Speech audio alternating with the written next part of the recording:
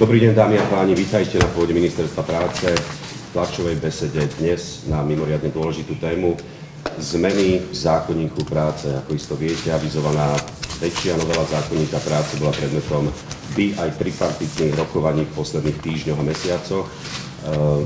Vládny návrh zákona z pôdy Ministerstva práce pôjde na schôdzu do Národnej rady už v priebehu septembrovej schôdzy, ktorá sa začne budúci týždeň. Práve preto dovolte, aby sme bližšie všetky pripravované zmeny v zákonníku práce, ktoré by mali nadobudnúť účinnosť od marca budúceho roku, odprezentovali dnes na tejto tlačovej konferencii z úst samotného pána ministra Jana Richtera, ako aj pána štátneho tajomníka Braňa Ondruša. Na úvod slovo pánovi ministrovi, nech sa páči. Ďakujem pekne za slovo. Milé dámy, vážení páni, dovoľte, aby som vám poprial príjemné predpoludnie. Tak, jak som avizoval na tlačovej konferencii po poslednej tripartite, ktorá sa niesla, použijem výraz duchu, prerokovávania zákonníka práce, že budeme mať záujem odprezentovať po, nazvem to, dobrých skúsenostiach, ktoré sme mali z podobnej prezentácie zákona o sociálnom poistení aj novelu tohto zákona, pretože je to relatívne novela, ktorá sa dotýka veľkého množstva ľudí, tak aj konáme. Sme vám v plnej miere dispozícii aj s pánom štátnym tajomníkom, ktorý viedol pracovnú skupinu, ktorá vyjednávala veci so sociálnymi partnermi. V úvode by som chcel povedať, že znovu sa jedná o z veľmi dôležitých priorít vlády Roberta Fica, ktorá je aj predmetom programového vyhlásenia vlády. Strana Smer sociálna demokracia v predvolebnom období často skloňovala článok 55 Ústavy Slovenskej republiky, ktorý hovorí o tom, na čom je postavená vôbec základná jednota ekonomického, sociálneho, politického a environmentálneho rozvoja Slovenska. To znamená, hovorí o potrebe neustálej obnovy rovnováhy týchto štyroch zložiek. Keď hovorím o rovnováhe, myslím, že rovnováha je to základné slovo, ktoré súvisí aj s našim prístupom k otázke zákonníka práce. Pretože politika zamestnanosti a kvalitné pracovné miesta sa tvoria v procese zdokonaľovania ľudskej práce, preto aj základná stratégia, s ktorou sme vychádzali pri príprave novely, je postavená na obnove rovnovážneho stavu medzi ekonomickými potrebami podnikateľov, spoločnosti na jednej strane a schopnosti efektívnej motivácie zamestnancov na strane druhej. To je tá rovnováha, ktorá nie len článku 55, ale aj samotnom zákonníku práce by mala dominovať. To znamená, že ten vyvážený vzťah zamestnanca a zamestnávateľa vytvára predpoklady podľa nášho názoru na tvorbu trvalo udržateľného rastu kvality života občanov ako takého. Preto pri novele zákonníka práce nám ide v prvom rade o politiku zodpovednosti, solidarity a sociálneho dialogu. Ak som bol hneď v úvode, keď sme pripravovali programové vyhlásenie vlády, povedal, že pri novele zákonníka práce nám pôjde o to, jednou vetou povedané, aby nebolo víťazov a porazených. Ja si dovolím po tých 2 mesiacoch vyjednávania zvýrazniť tú skutočnosť, že toto sa nám podarilo. Podarilo sa nám to preto, že samotný čas prerokovávania v tripartite svedčí o tom, že mnohé veci boli predrokované. Dovolím si povedať aj na základe prezentácie, ktorá tu bude ponúknutá, že sociálni partneri v mnohých prípadoch ustúpili, ale čo je podstatné z pohľadu rezortu Ministerstva práce, sociálnych vecí a rodiny, tie ústupky od jednotlivých sociálnych partnerov nemohli byť nad rámec základnej predstavy a filozofie návrhu zákona z pohľadu rezortu. Tu chcem zvýrazniť, že sme nekupčili, že to neboli žiadne obchody sociálnych partnerov, ale že to bol jasný zámer, na čom má novela zákonníka práce stáť a v rámci toho sme samozrejme vec pripustili, naopak podporili v mnohých prípadoch hľadanie konsenzu, hľadanie istých ústupkov z jednej aj druhej strany tak, aby v prípade vyrokovávania zákonníka práce nebol narušený sociálny zmier, ale opačne, aby bol posilnený sociálny zmier. Ja viem, že v Národnej rade Slovenskej republiky, kde dnes je už novela predložená, to bude trochu o inom. Tam pôjde do popredia v prvom rade vážne politikum, ktoré súvisí s pohľadom na tento dôležitý zákon medzi vládnou koalíciou alebo vládnou zostavou a opozičnou zostavou. Ja však som presvedčený, a to chcem zvýrazniť, že to, čo sa dosiahlo, svedčí o tom, že keď sa poctivo rokuje, niekedy veľmi trpezlivo, tak sa dosiahnu aj výsledky, na ktoré sme možno v predchádzajúcom období neboli zvyknutí. Chcem dať do pozornosti aj úlohu Rady Solidarity a rozvoja v tomto prípade, pretože ten náš zámer, do akej miery a čo chceme meniť v zákonníku práce, prechádzal najskôr cez tento poradný orgán vlády, kde prvýkrát sa mali možnosť sociálni partneri oboznámiť s našim návrhom, kde mohli ho prvýkrát pripomienkovať, až potom následne pokračovali rokovania na tripartitnej úrovni, ktoré zodpovedali tomu základnému charakteru a filozofie, ktoré Ministerstvo práce a sociálnych vecí predkladalo. Prečo je potrebný nový alebo novela zákonníka práce? Strana Smer sociálna demokracia to povedala po prijatí, použijem výraz, Mihálovej novely v minulom roku, že máme vážne výhrady, že budeme podporovať v ďalšom období, ak budeme mať na to mandát od voličov zmeny. Zmeny, ktoré by mali nastoliť ten rovnovážny stav, pretože náš názor bol taký, že posledná novela zhoršila postavenie zamestnancov. Dalo by sa to aj v mnohých prípadoch konkretizovať, napríklad čo sa týka možnosti v rámci vyjednávania pri kolektívnych zmluvách, dal by sa hovoriť o istom nevyváženom pomere vzájomného postavenia zamestnancov k zamestnávateľom. Dali by sa rozoberať veľmi podrobne príplatok za nočnú prácu. Doteraz nechápem, keď dlhé roky, 10 ročia, tretia zmena končila o 6 hodine ráno, vrátane príplatku, prečo mala v predchádzajúcom období končiť o 5 hodine? Je to nelogické. Nemá to ani tradíciu v podmienkach Slovenskej republiky a ja som rád, že na tomto sme sa dohodli aj s partnermi a táto hodina sa mení a posúva na tú zaužívanú, ktorá je ani nie prospech výhody zamestnanca, ale ktorá je v súlade s tým, čo zamestnanec prospech zamestnávateľa vykonáva. Som presvedčený, že tie zmeny, ktoré sa urobili, tú rovnováhu zabezpečujú. Ešte raz chcem zvýrazniť výsledok širokého spoločenského dialógu.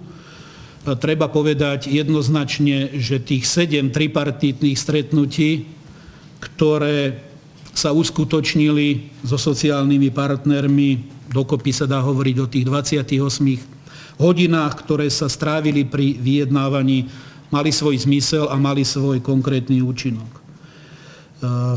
Ja chcem oceniť aj to, že sme nezavrhli akékoľvek ďalšie stretnutia aj po skončení medzirezortného pripomienkového konania. My aj v tejto chvíli každý racionálnu pripomienku sme pripravení zvažovať aj prostredníctvom výborov alebo vôbec poslancov Národnej rady, ak prídu rozumné pripomienky, ich akceptovať. Pre nás to nie je uzavretá otázka, ale opakujem, musí to byť v súlade nie jedného sociálneho partnera, ale konsenzu sociálnych partnerov a základnou filozofiou Ministerstva práce a sociálnych vecí. Uskutočnili sa aj mimo tripartity viaceré rokovania. Klub 500, ktorý pokladáme za významný, pretože zahraňuje tých zamestnávateľov, ktorí sa dajú pomenovať ako stredne veľký a veľký v podmienkach Slovenska. Samozrejme vec, že aj naši partneri, s ktorými sme strávili dlhé hodiny rokovania v predchádzajúcom období, myslím tým živnostenskú komoru a živnostenský zväz. Možno sme boli trošku prekvapení, ale znovu sme mali záujem rokovať aj napriek tomu, že niektoré obchodné komory, hlavne zahraničné, najskôr ponúkli svoj rozmer alebo vyjadrenie k návrhu zákonníka práce cez médiá, až potom mali záujem s nami rokovať. Rokovali sme. Myslím si, že na mnohých veciach sme sa dohodli a nemali sme záujem sa ich pýtať, ako je upravený ten alebo onen článok a paragraf v ich materských krajinách a čo požadujú od nás. Naopak, znovu sme transparentne rokovali a myslím si, že dosiahli potrebný efekt, ktorý z toho bol nevyhnutný, čo ocenil aj predseda Slovenskej obchodnej priemyselnej komory pán Mihok pri rokovaní Rady Solidarity a rozvoja. Ja by som chcel zvýrazniť aj skutočnosť, že každá jedna požiadavka z tých veľkých zamestnávateľov bola z našej strany akceptovaná. Osobne som rokoval aj so štátnym tajomníkom, s predsedom predstavenstva Volkswagenu, s prezidentom US Stylu Košice, ktorí v podstate mali spoločnú požiadavku, ktorá sa týkala flexikonta a istého obdobia, ktoré bolo potrebné zvážiť, ktoré neprijal, treba povedať, ani môj predchodca, pretože tvrdili, že rokovali aj s pánom Mihálom a odpoveď bola, nie je možné realizovať to vyrovnávacie obdobie, ktoré súvisí s flexikontom. Flexikonto, ktoré v tejto sociálno-ekonomickej situácii môže byť kedykoľvek uplatnené, pretože ten stav ekonomiky a treba povedať aj isté krízové javy ďaleka nie sú za nami a vždy je možné, že môžu ovplyvňovať a my musíme byť pripravení na to, aby sme veľmi promptne konali a vyšli v ústretie aj takýmto veľkým zamestnávateľom, pretože sú to kapitáni nášho priemyslu, na ktorých stojí a padá ekonomika, vývoz a ďalšie ekonomické parametre. Ďalší slajd hovorí o ústupkoch a kompromisoch, ktoré sa prijali pri tých rokovaniach. Pôvodne sme išli s menším počtom návrhov na zmien, ale znova akceptovali sme niektoré návrhy aj sociálnych partnerov, pretože boli to návrhy, ktoré priniesla aplikačná prax a bolo celkom logické z našej strany sa k nim vyjadriť a vrátiť na základe konkrétnych skúseností sociálnych partnerov. Chcem zvýrazniť tú skutočnosť a oceniť a možno aj poďakovať sociálnym partnerom, aj odborárom, že akceptovali 14 kľúčových zmien v prospech zamestnávateľov alebo prospech požiadaviek zamestnávateľov. Tu chcem zvýrazniť tú skutočnosť, že to nebol nejaký antagonistický ako prístup jedného alebo druhého, ale že to bola snaha hľadať možnosti na dohodu, ktorá sa v mnohých prípadoch prejavila. Takisto zamestnávateľia ustúpili a treba povedať, že v mnohých veciach, ktoré sme my aj predtým predpokladali ako ťažko dosiahnuteľné z hľadiska kompromisov, ktoré sa týkali vo vzťahu k odborárom na ich pracovisku, niektorých časových relácií, ktoré s tým súvisia. Bude o tom viacej hovoriť pán štátny tajomník. To znamená, že toto sú dosť rozhodujúce veci a samozrejme vec, že aj Ministerstvo práce, sociálnych vecí a rodiny v 9 prípadoch ustúpilo zo svojich pôvodných zámerov na základe presvedčujúcich argumentov sociálnych partnerov z toho aplikačného obdobia, čím sme, dovolím si povedať, tiež prispeli k tomu, že ten výsledok z hľadiska mnohých dohôd bol ďaleko väčší, ako sa pôvodne predpokladal. Tu by som chcel oceniť aj spoluprácu pracovnej skupiny s mnohými odborníkmi, právnickými fakultami.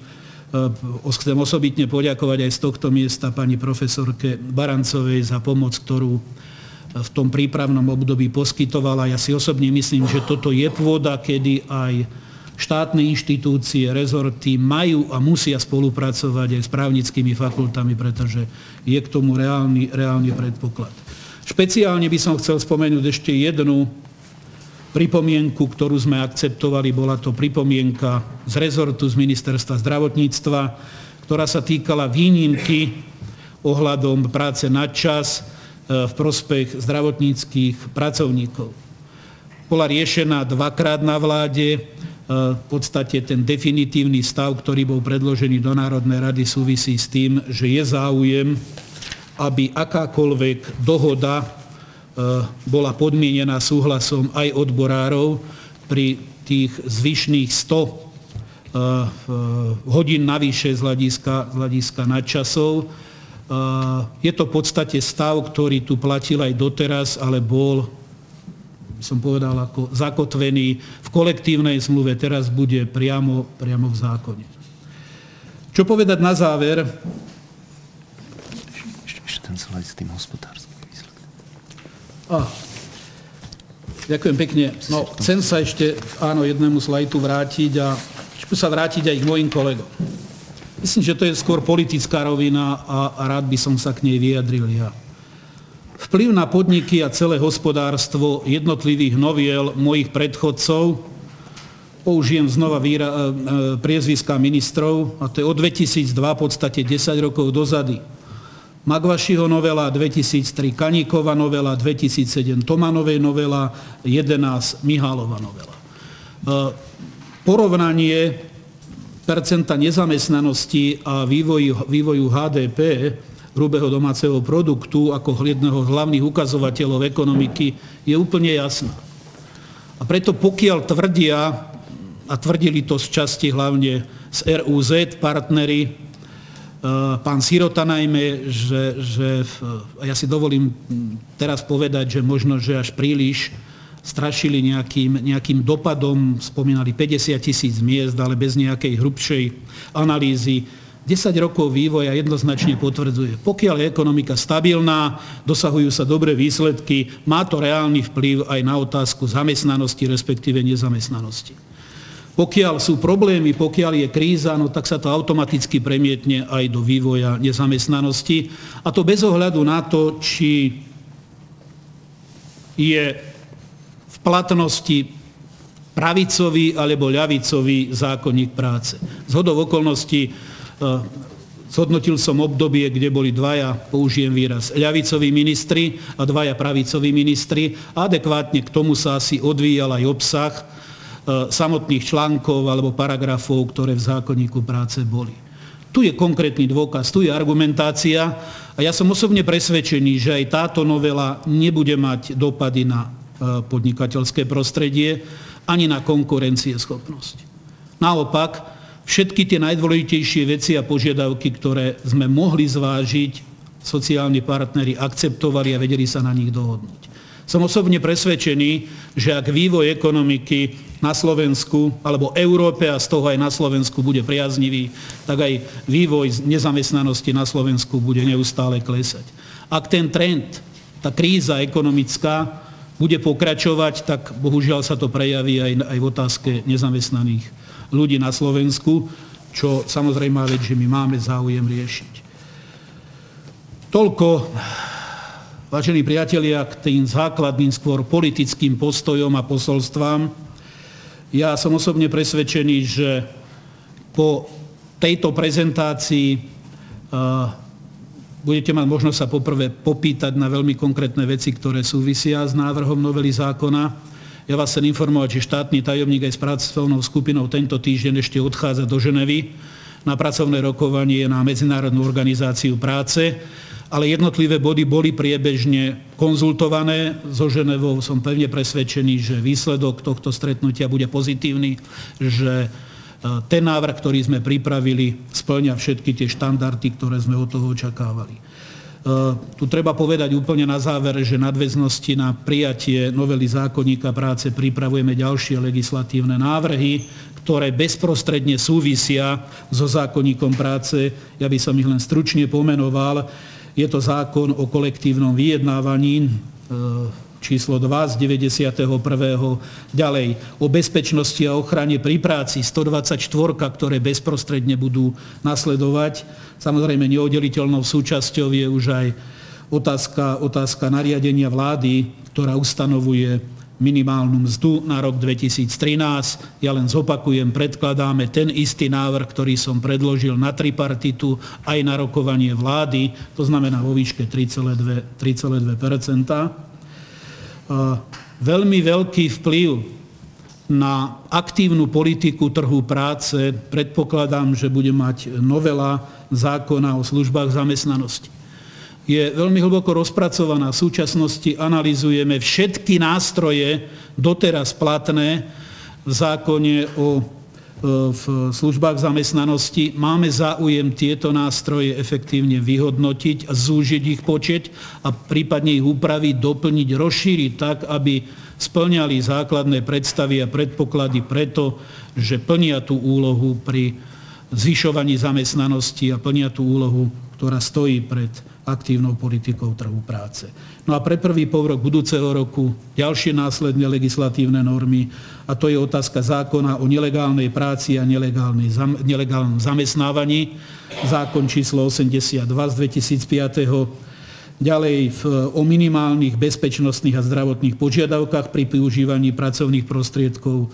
No a ten posledný, ten tretí zákon, ktorý úzko súvisí s novelou zákonníka práce, je 125 z 2006, to znamená zákon o inšpekcii práce. Možno som hovoril dlhšie, ale mal som záujem ucelene politicky predniesť základné postoje, aj následné legislatívne normy, ktoré budú pokračovať po tejto novele zákonníka práce.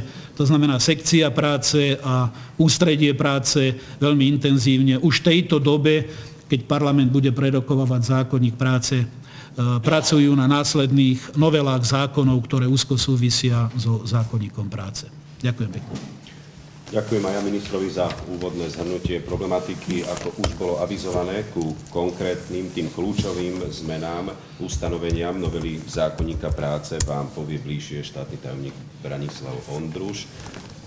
Nech sa páči. Ďakujem. Ďakujem pekne, prajem vám dobrý deň. Takže tuto vám ponúkame v nadväznosti na slova pána ministra takú presnejšiu informáciu, v ktorých bodoch sme vlastne urobili zmeny v pôvodnom návrhu novely zákonníka práce na základe požiadaviek zamestnávateľských organizácií. Je ich relatívne veľa, myslím 14 hovoril pán minister, takže nebudem každú jednu osobitne hovoriť, ale spomeniem len napríklad, že sme ponechali výnimku pracovným agentúram z obmedzenia reťazenia pracovných pomerov na dobu určitú. Pričom napríklad vypustenie tohto ustanovenia bolo pôvodne jednou zo zásadných požiadaviek Konfederácie odborových zväzov a my si vážime, že vlastne odborári boli ochotní akceptovať aj takýto návrh. Takisto sme napríklad výrazne skrátili čas pre odborárov na vyjadrenie sa k výpovediam, či už je to okamžité skončenie pracovného pomeru alebo normálna výpoveď. Takisto došlo k významnej zmene napríklad pri stanovovaní maximálnej náhrady pri určení neplatnosti výpovede.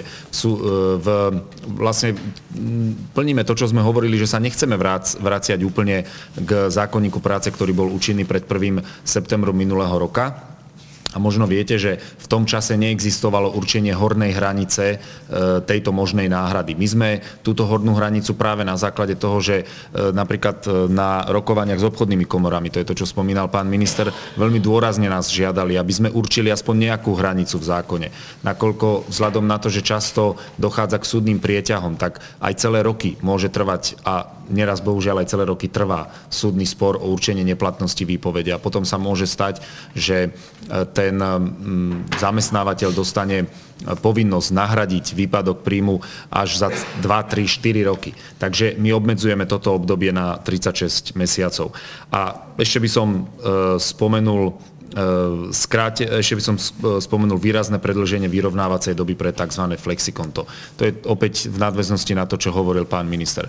V tom dnes platnom zákonníku práce je vyrovnávacie obdobie stanovené na 12 mesiacov. A musím povedať, že v tomto prípade naozaj naši predchodcovia tvrdili, že nám európska legislatíva neumožňuje predĺžiť toto vyrovnávacie obdobie na dlhší čas. Hoci práve zamestnávateľia boli tí, ktorí považovali, ktorí žiadali, aby sme to predĺžili a považovali to za zásadnú pripomienku. My sme našli také legislatívne riešenie, ktoré je v súlade s európskymi smernicami a zároveň nám umožnilo výjsť im v ústrety a predĺžiť aj toto vyrovnávacie obdobie. Hoci opäť musím povedať, že je to naozaj taký kompromis, v ktorom zástupcovia zamestnancov museli ustúpiť, lebo nedá sa jednoznačne povedať, že by toto malo nejaké výhody pre zamestnancov, ktorí sa tým pádom budú musieť viacej prispôsobovať potrebám toho podniku na základe aktuálnych požiadaviek, čo sa týka výroby alebo produkcie toho podniku. Takže v týchto 14 bodoch sme ustupovali zamestnávateľom, v 3 bodoch sme ustúpili aj požiadavkám odborárov oproti pôvodnému návrhu, aj keď to nebol úplný ústupok, musím povedať, že aj v tomto prípade dochádzalo ku kompromisom. Napríklad Konfederácia odborových zväzov sa dlhodobo netají požiadavkou, aby zo zákonníka práce úplne vypadli dohody o pracovných pomeroch uzatváraných mimo riadneho pracovného pomeru. Takže my sme nakoniec dohodli, že dohody ako také zostávajú v zákonníku práce, ale čiastočne sme na ne vzťahli pracovnoprávnu ochranu, ktorá sa vzťahuje na zamestnancov. V tomto bode musím povedať, že Slovensko je dlhodobo pod paľbou kritiky Európskej komisie, ktorá požaduje, a to aj v podobe jednej zo smerníc, ktorá požaduje, aby sa na všetky typy pracovných pomerov, a to aj na obdobné pomery k pracovným pomerom, vzťahovala rovnaká pracovnoprávna ochrana. Naše dohody, treba povedať, že aj po tejto úprave v plnej miere nebudú takúto požiadavku spĺňať, ale myslíme si, že sme to ustanovili tak, že spĺňame aspoň minimálne požiadavky európskej legislatívy. Takisto sme ustúpili odborárom v prípade stanovenia mechanizmu pre uvoľňovanie na odborárskú činnosť. To je ďalší z dôkazov, že sa nevraciame pred 1. september minulého roka. Stanovujeme úplne nový systém pre určovanie uvoľneného času na odborárskú činnosť oproti tomu, čo tu kedy bolo doteraz. No a takisto sme vyšli v ústrety pri zrušení možnosti dohody so zamestnaneckou radou, čo treba povedať, že v praxi ani nefunguje. To je dosť taká formálna záležitosť, ktorú v praxi ani podniky nevyužívajú, pretože zamestnanecká rada nemá právnu subjektivitu. To znamená, že dnes síce je možné podľa zákonníka práce uzatvoriť, teda zamestnávateľ môže uzatvoriť so zamestnaneckou radou dohodu, ktorá je akože obdoba kolektívnej zmluvy, lenže na rozdiel od kolektívnej zmluvy táto dohoda nemá žiadnu právnu silu, žiadnu právnu relevanciu. Závery v takejto dohode sa môžu premietnúť do pracovných zmluv zamestnancov iba po súhlase každého jedného zamestnanca. Takže v praxi podniky ani nevyužívajú tento inštitút, ktorý sa dostal dosť nezmyselným spôsobom do zákonníka práce pri vlaňajšej novele. Pokiaľ ide o pretrvávajúce nezhody, tak tam by som povedal, že sme vlastne v 4 bodoch. Nedohodli sme sa na definícii závislej práce, aj keď ste si možno všimli, že aj v tomto prípade sme to zarátali medzi ústupky, pretože my sme tú definíciu predsa len rozšírili oproti nášmu pôvodnému návrhu na základe žiadosti zamestnávateľov. Nedohodli sme sa pri pracovných pomeroch na dobu určitú. Tam zamestnávateľia zásadne nesúhlasia s tým, že skracujeme tú možnosť na 2 roky maximálne a na 2-krát po sebe. Takisto vo viacerých ustanoveniach nesúhlasia s tým, že vypúšťame možnosť zhoršiť podmienky pre zamestnancov v kolektívnych zmluvách. To je to, čo spomínal pán minister v úvodnom slove ako unikát. Musím povedať, že skutočne za ten polrok, čo som sa stretol s niekoľkými zahraničnými partnermi, tak všetci krútili hlavou, pretože skutočne neexistuje v Európe taká prax, že by zákonníky práce umožňovali zhoršiť podmienky pre zamestnancov v kolektívnych zmluvách, nakoľko úlohou kolektívnych zmluv je pravý opak, zlepšovať podmienky ešte oproti základným štandardom stanoveným v pracovnoprávnom kódexe. No a takisto najmä Republiková únia zamestnávateľov zotrvala na svojich výhradách, pokiaľ ide o účinnosť tejto novely, a pravdepodobne sa s touto výhradou ešte aj vy stretnete v tom najbližšom období. Čo sa týka konkrétnych zmien, čo sa týka konkrétnych zmien, tak teraz len veľmi stručne, aby ste videli, ako sa v tých najdôležitejších veciach, ktoré označujú za najdôležitejšie jeden aj druhý sociálny partner, bude meniť zákonník práce. Takže meníme definíciu závislej práce. Tam je dôležitý motív pre túto zmenu je, že predovšetkým orgány inšpekcie práce nám opakovane nás upozorňovali, že tá príliš široká definícia, pričom stačí, ak nie je splnený jeden definičný znak, tak už to nie je závislá práca. A takisto aj potom ten odsek 3 toho paragrafu, ktorý hovoril, že ak sa táto činnosť vykonáva ako podnikateľská, tak vlastne to nie je závislá práca. V podstate znemožňoval efektívne vykonávať kontrolu, či ide alebo nejde o závislú prácu. Inými slovami, závislá práca to je ten riadny pracovný pomer.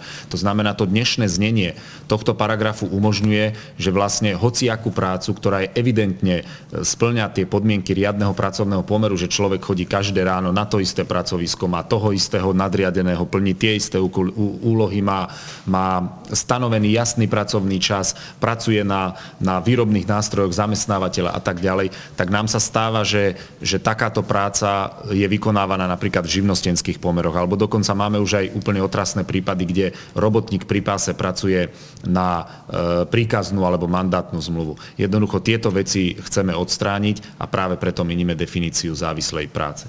Ďalší slajd, poprosím. Pracovný pomer na dobu určitú, to som spomenul, vlastne to je tá jedna z vecí, na ktoré sme sa nedohodli. Skracujeme maximálne na 2 roky a maximálne 2-krát po sebe môže byť podpísaná pracovná zmluva na dobu určitú. Nech sa páči. Pokiaľ ide o ten toľko kritizovaný súbeh výpovednej doby a odstupného, zavádzame teda opäť odstupné s tým, že ho kombinujeme, teda doplňame k výpovednej dobe. Tam chcem povedať, že tu došlo k významnej zmene oproti nášmu pôvodnému návrhu. My sme navrhovali, aby aj ľudia, ktorí dostanú výpoveď a pracujú pre jedného zamestnávateľa aspoň rok, dostali už aspoň jednomesačné odstupné. Nakoniec teda došlo k dohode na základe požiadaviek zamestnávateľov, aby ľudia, ktorí pracujú menej ako 2 roky, nedostávali žiadne odstupné. Takže v takejto podobe to pôjde do parlamentu ďalej. Neplatná výpoveď, to je to, čo som spomínal, jedna zo zásadných požiadaviek zamestnávateľov, čiže vraciame sa len čiastočne pred 1. september minulého roka s tým, že novinkou je, že stanovujeme maximálnu, nazvime to maximálnu výšku náhrady, to znamená na 36 mesiacov. Ďakujem, ďalej. Toto je tá úprava konta pracovného času a flexikonta. My sme doteraz mali na to 2 paragrafy, zlučujeme ich do jedného. A tou zásadnou zmenou je, že to vyrovnávacie obdobie môže trvať až 2,5 roka, keď si to dohodnú zamestnávateľia s odborármi. Musím povedať, že vo veľkých podnikoch tá prax toho dohadovania sa fungovala aj po zmene zákonníka práce. Takže s tým, že na rozdiel od terajšieho znenia, budú mať zamestnávateľia povinnosť dohodnúť sa, nielen prerokovať zavedenie flexikonta, tak s tým veľkí zamestnávateľia nemali nejaký zásadný problém. Nech sa páči. Toto je náhrada straty pracovného času. Je to možno taká formalitka, ale umožňuje, opäť nie je to povinnosť, ale umožňuje dohodnúť s tými, ktorí sú na pracovných cestách a dĺžka pracovnej cesty je väčšia ako je riadny pracovný čas, tak umožňuje dohodnúť sa urobiť dohodu medzi zamestnancom a zamestnávateľom, akým spôsobom si to nahradiť. Či to bude náhradné voľno, alebo za to dostane nejaký príplatok. Môžeme ďalej. Pokiaľ ide o prácu na čas, tam v podstate nedochádza k významnej zmene oproti terajšiemu stavu. Len chcem upozorniť, že skutočne vypúšťame len tú možnosť tých 550 hodín nadčasov pre istú skupinu ľudí. Jednak aj právna expertíza, aj expertíza MOP nám jasne ukazovala, že tak, ako široko bola definovaná tá skupina tých 550, bolo v rozpore s európskym právom a jednak aj v súčasnosti s tými 400 hodinami nadčasov ročne sme na hornej hranici štandardov Európskej únie a toho, čo nám povoluje smernica Európskej únie o pracovnom čase. Nech sa páči. Pokiaľ ide o zohľadnenie nadčasov vo mzde, tak tam skracujeme to obdobie. Možno s tým nemáte vlastnú skúsenosť, tak len veľmi stručne to vysvetlím, ako to vyzerá v praxi. Vlastne dnešné znenie zákona umožňuje, že ak sa nedohodne, upozorňujem, zamestnanec a zamestnávateľ na tom, že kedy si zoberie náhradné voľno za odpracované nadčasy, tak zamestnávateľ až rok môže zadržiavať jeho mzdu a až má 12 mesiacov na to, aby mu vyplatil tie nadčasy. My to skracujeme na 4 mesiace, lebo to považujeme za veľmi nekorektné, aby zamestnávateľ 12 mesiacov zadržiaval oprávnené peniaze, ktoré patria tomu človeku, ktorý si ich v tých nadčasoch odpracoval. Môžeme ďalej. To je normovanie, tu je tiež jeden z veľkých sporov medzi zamestnancami a zamestnávateľmi. Upozorňujeme na to, alebo ustanovujeme arbitra, rozhodcu, ktorý rozhodne v prípade, že sa zamestnanci a zamestnávateľia nedohodnú na normách spotreby práce. Toto je mimoriadne dôležitý moment. Tu je pre nás zásadnou vecou, že je potrebné normy spotreby práce dohodnúť, nielen prerokovať so zástupcami zamestnancov, pretože si treba uvedomiť, že splnenie alebo nesplnenie pracovných noriem má priamy vplyv na mzdu a priamy vplyv na pracovný čas. Inými slovami, keď si v podnikoch, najmä výrobných podnikoch sa to týka, keď si tam dohodnú v kolektívnej zmluve, akú mzdu dostanú tí ľudia a aký majú pracovný týždeň, alebo povedzme pracovný deň, dĺžka pracovnej zmeny. Ale tie normy sú nastavené nesplniteľne vysoko, tak ten človek v skutočnosti nesplní podmienku, aby tú mzdu, ktorá mu má podľa kolektívnej zmluvy patriť, dostal a nesplní ani podmienku pracovného času a musí zostávať pol hodinu, hodinu, 2 hodiny po pracovnej dobe, aby tú normu naplnil. Toto je mimoriadne vážne a práve preto tu nie je možné ponechať iba prerokovanie a upozorňujem, v prípade nedohody rozhodne inšpektorát práce. Nech sa páči. Ďalej. Toto sú tie zmeny, ktoré sa týkajú dohôd, takže tam vidíte, dnes sa vzťahujú dve časti zákonníka práce na dohodárov. My ich rozširujeme v primeranej miere o ďalšie dve, a to sú ustanovenia o pracovnom čase a ustanovenia o minimálnej mzde. Ďakujem. A pokiaľ ide o reprezentatívnosť odborovej organizácie, tam rušíme, my sme tam upozorňovali, že tam vidíme problém ústavnosti, totiž ústava každému občanovi zaručuje, že nemusí zverejňovať svoje členstvo napríklad v odboroch, občianskych združeniach alebo príslušnosť k cirkvám, kdežto tento zákon, to dnešné znenie v podstate požaduje od odborových organizácií, aby zverejnili svojich členov. A predpokladám, že viete, že v tejto veci aj aktuálne podanie na ústavnom súde. Ústavný súd sa ním zaoberá, prijal ho na ďalšie prerokovanie, takže my predchádzame tomu prípadnému rozhodnutiu ústavného súdu. Ďakujem. A toto je výsledok tej dohody medzi zamestnancami a zamestnávateľmi, takže oproti tomu doterajšiemu spôsobu, kedy vlastne v súčasnosti je to úplne tak postavené, že v podstate, keď sa zamestnanci a zamestnávateľia nedohodnú na spôsobe uvoľňovania pracovného času pre výkon odborárskej činnosti alebo pre výkon činnosti člena zamestnaneckej rady alebo zamestnaneckého dôverníka, tak zamestnávateľ vlastne nemusí dať ani minútu voľna na túto činnosť. Musia sa dohodnúť. To je proste podmienka v dnešnom zákonníku práce, čo je absurdné jednoducho, lebo keď ten zamestnávateľ nechce, tak nikdy nebude súhlasiť a v tom prípade samozrejme k dohode nikdy nedôjde. Takže so súhlasom zamestnávateľov, toto musím zdôrazniť, so súhlasom zamestnávateľov sme zmenili ten mechanizmus tak, že zástupcovia zamestnancov, a to nie len odborári, ale aj členovia zamestnaneckých rád, ak tam existujú, alebo zamestnanecký dôverník v malých podnikoch, ak tam existuje, tak bude mať k dispozícii zaplatený, nazvem to tak, pracovný čas v prepočte 15 minút na jedného zamestnanca. A chcem ešte k tomu času chcem povedať, že v prepočte to vychádza 1,5 pracovného úväzku pri firme s 1000 zamestnancami. 1000 zamestnancami. Takže skutočne to nie je niečo, čo by nejak veľmi zaťažilo zamestnávateľov. Navyše upozorňujem, že my to rozširujeme. Zatiaľ, čo doteraz išlo o uvoľnenie konkrétneho človeka, tak my to rozširujeme na celú odborárskú činnosť. To znamená, že ak aj odbory si zvolajú pracovnú schôdzku napríklad v pracovnom čase, tak tento čas sa bude odratávať od celého toho času, na ktorý majú nárok. Na záver, vážené dámy a páni, chcem teda skonštatovať, že predkladáme štandardný európsky zákonník práce, ktorý skutočne spĺňa štandardy, ktoré buď určuje európska legislatíva, alebo sú to štandardy, ktoré sú zaužívané v jednotlivých členských krajinách. Zároveň musím zdôrazniť, ako povedal pán minister, že sme presvedčení, že nebude mať tento zákonník práce likvidačné dôsledky na podniky.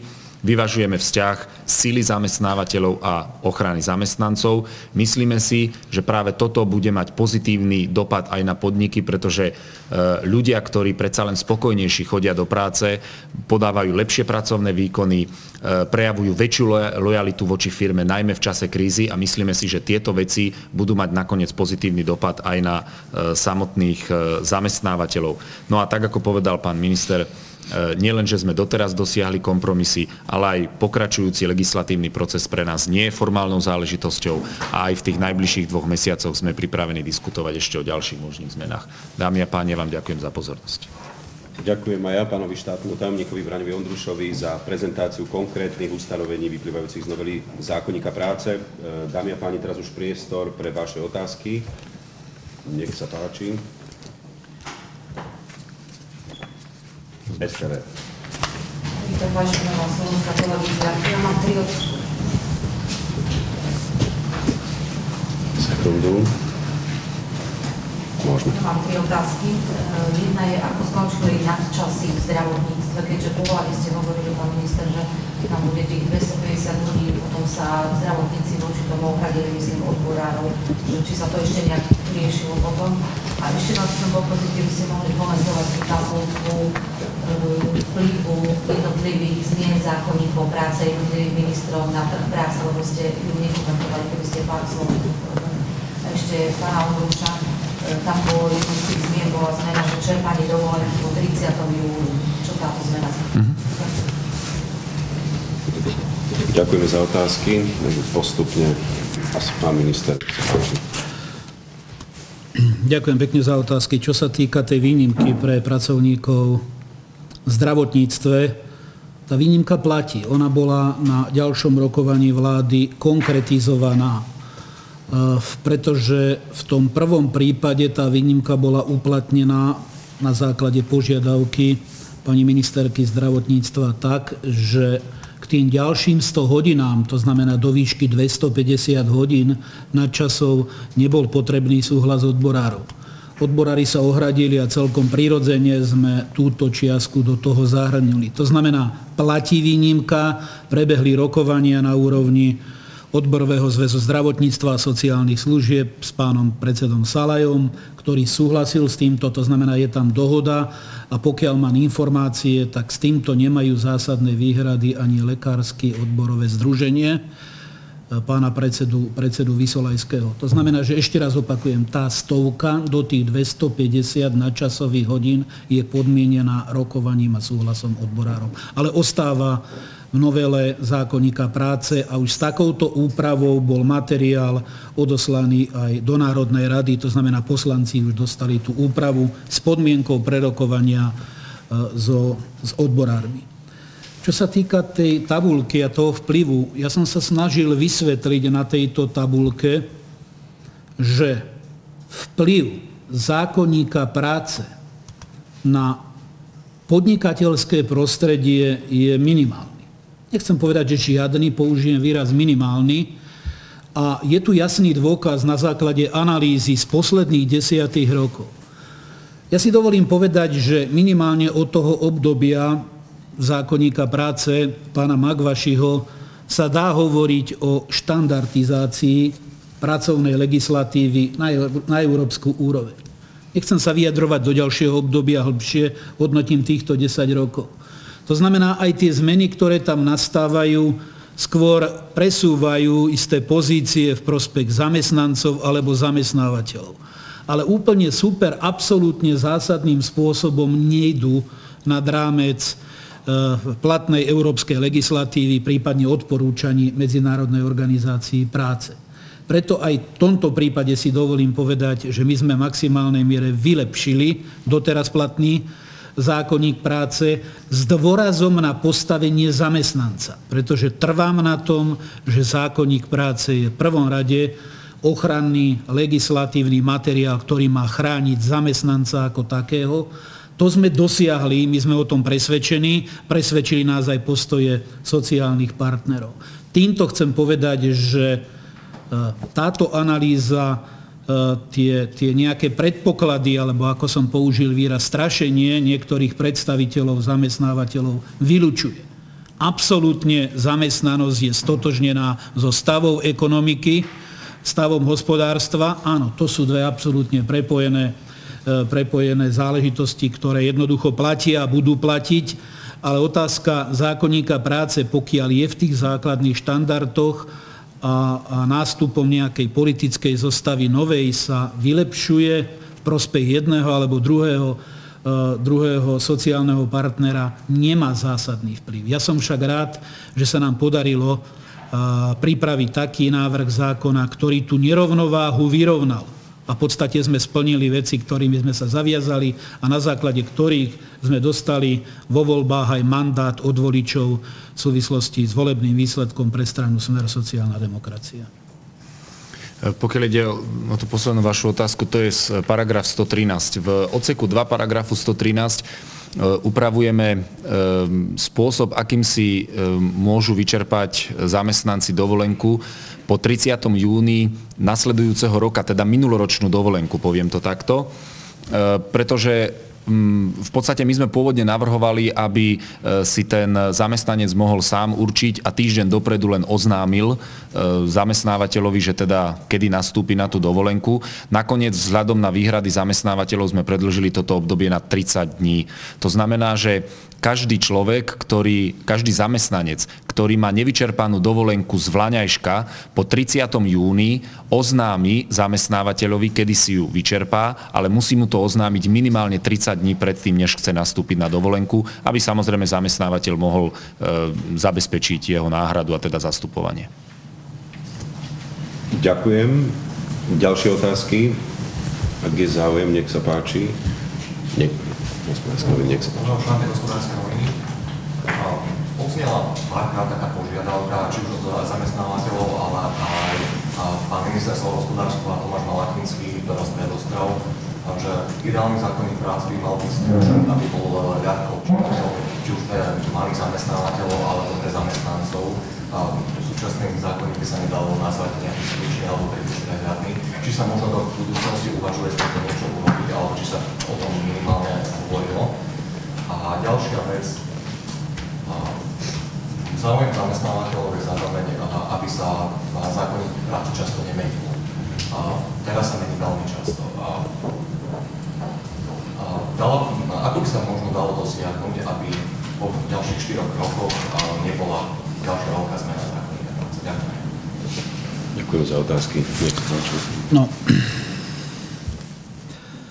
či chceme alebo nechceme, zákonník práce je zároveň aj politikum. Politikum medzi postojmi alebo názormi pravice a ľavice. To je prirodzené a myslím si, že toto sa nezmení. A práve preto my sme mali maximálny záujem hľadať dohodu u sociálnych partnerov. To sú tí konkrétni, ktorí sa musia v tomto prípade k tej problematike vyjadriť. Ale zas bolo by naivné si myslieť, že je možná absolútna dohoda. Jednoducho každý zastáva isté sociálne skupiny, záujmy a absolútna dohoda tu asi nie je možná. Aspoň v tejto situácii to je takto osobne vidím a vnímam. Ale dôležité je aj priblíženie sa. A my máme veľmi veľa článkov, kde dokázali sa sociálni partneri priblížiť, kde dokázali rešpektovať jeden druhého. To je jedno veľké pozitívum, ktoré z toho vyplýva. Otázka rozsahu, obsahu, veľkosti. Ministerstvo predkladalo v prvom, kole návrh 91, ich bolo 91 zmien. To, že to je dnes 118, je hlavne snaha a iniciatíva sociálnych partnerov. A my sme ju akceptovali preto, že to, čo ponúkali a nás presvedčili, vyplývalo z aplikačnej praxe. To znamená, že odpoveď na vašu otázku, ak by mal byť v menšom rozsahu, tak to musí byť nový zákon. Tento zákonník práce upravovať tak asi by nebolo možné. Treba však povedať jednu vec vzhľadom na aplikáciu tých jednotlivých ustanovení. Reálne predpokladám, že by bolo potom potrebné ďaleko viacej nižších vykonávacích pokynov, ktoré by mnohé veci konkretizovali, pretože zákonník práce niekedy v slovíčkom mení postoje, vysvetľovanie a prístup sociálnych partnerov a v tom prípade sa obávam, že by musel často vstupovať ten tretí do toho, nazvem ho rozhodca, ktorý by musel mnohé veci okolo toho konkretizovať. Takže áno, mali sme záujem robiť relatívne menej zmien, akceptovali sme, treba povedať, pragmatické, logické návrhy sociálnych partnerov, ktoré vyplývali z aplikačnej praxe. A to najmä zo strany zamestnávateľov. Takže tu je čiastočne odpoveď na tú vašu otázku. Druhá otázka. Časté zmeny. No to celkom úzko s tým súvisí. Ja mám ambíciu a dávam prísľub, verejný prísľub, že pokiaľ život neprinesie absolútnu potrebu, bol by som nerád, aby sme v tomto volebnom období ešte zákonník práce menili. Ale treba povedať, že ten vývoj, tá zmena v Európe a z toho vyplývajúca aj pre nás, tej ekonomickej oblasti, je tak dynamická, že povedať ako nie, nikdy a za každú cenu, to asi nie. ale minimálne bude záujem hovoriť v prvom rade so sociálnymi partnermi. Ja si dovolím povedať, že možno aj s politickou opozíciou, ak by taká situácia nastala, aby sme hľadali dohodu. V tejto chvíli však dávam garanciu, že rezort práce a sociálnych vecí, a dovolím si povedať aj za vládu pána premiéra Roberta Fica, nie je záujem, aby do konca tohto volebného obdobia bol otváraný zákonník práce. Čo bude ďalej? Samozrejme, veď o tom rozhodnú voliči, pretože ak bude ponechaný mandát terajšej vláde, môžem sa vyjadrovať, alebo môžu sa tí, čo po nás prídu, vyjadrovať ako ďalej, ale tá ambícia do konca tohto volebného obdobia už nemeniť zákonník práce tu je. Ďakujem. Sú nejaké ďalšie otázky? V prípade, ak nie, môžeme slúbiť samozrejme, že po skončení tejto oficiálnej časti tlačovej besedy budeme k dispozícii v prípade ešte nejakých iných otázok individuálne. V každom prípade teraz ďakujem všetkým za účasť, pozornosť. Pekný zvyšok dňa.